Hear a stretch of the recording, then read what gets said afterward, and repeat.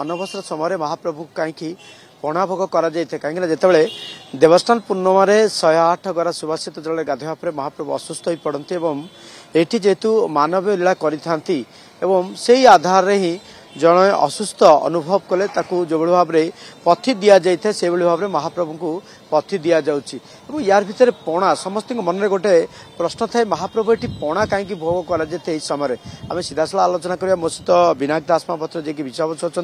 doctor Sharatchandra Mahanti जी की जगन्नाथ संस्कृतिर गवेषक तथा वरिष्ठ सेवायत अच्छा तो विनायक बाबू यही समय पणा भोगटा कहीं महाप्रभु को लगी कर समस्त मन गोटे प्रश्न थाए जे आम 365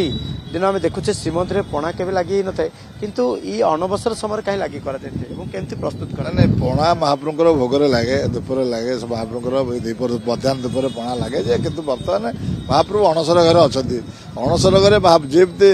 ज्वर हेल्ले पथर व्यवस्था थाए महाप्रभु पाखे से व्यवस्था सब अच्छी महाप्रभु क्षीर छेना सर राबिड़ी फल मूल महाप्रभु पाखे जिनस भोग हुए अणसर घरे सी जिनस बाहर को आसे ना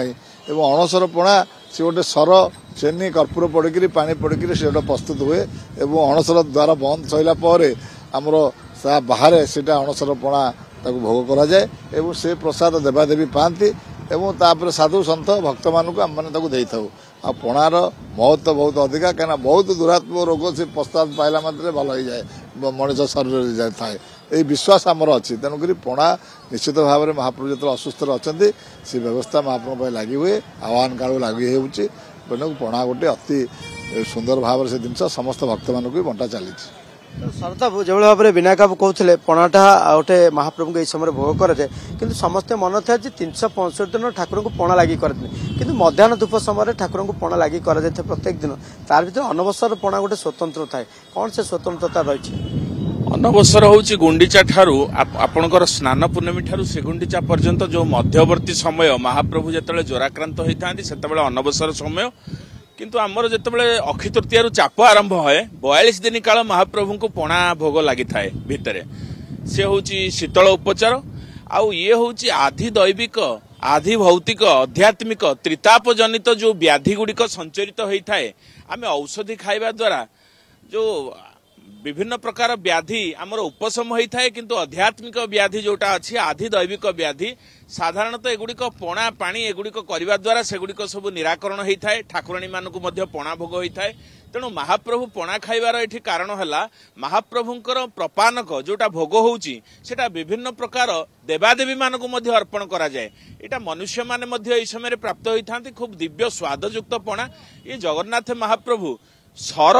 जो दूधर सर क्षीर सर रे कर्पूर मिश्रित करी विभिन्न प्रकार सुबासित या धीरे द्रव्य मिश्रित करी माटी पात्र रे जो पणा भोग होता है ताको पति महापात्र भोग करि मध्यरात्रि रे एवं सेगुड़िक सब दैतापति सेवक माने जो माने अंगलागी सेवक सेगुड़िक से महाप्रसाद को प्रस्तुत करी घर भितर जमी समस्त भक्त माने जमी पाइपर ताको अधिक परिमाण में प्रस्तुत करि प्रस्तुति प्रणाली देखी था कर्पूर दि जाए सर दि जाए जहाँकि मिश्री दि जाए आउ कौन कटे कहुए समस्त मन थाए कर्पूर हुए तो गोटे खराब होता पारे बोली किंतु ये कर्पूरटा गोटे एभली भाव में द्रव्य थाए महाप्रभु प्रযোज्य थाए महाप्रभु सब बेले सुवास प्रिय सुगंधित प्रिय जेते सब सुगंधित द्रव्य अच्छी देखु अणसर समय धला सुगंधियुक्त पुष्प मल्ली मालती जुई जाई धला फूल गुड़िक परिधान करथांती दि जाए तेणु धवल वर्णर जिनिस होउची गाई दुग्धरु प्रस्तुत होता जो सर यही समय कहुए सर भोग कले महाप्रभु अत्यंत प्रसन्न होता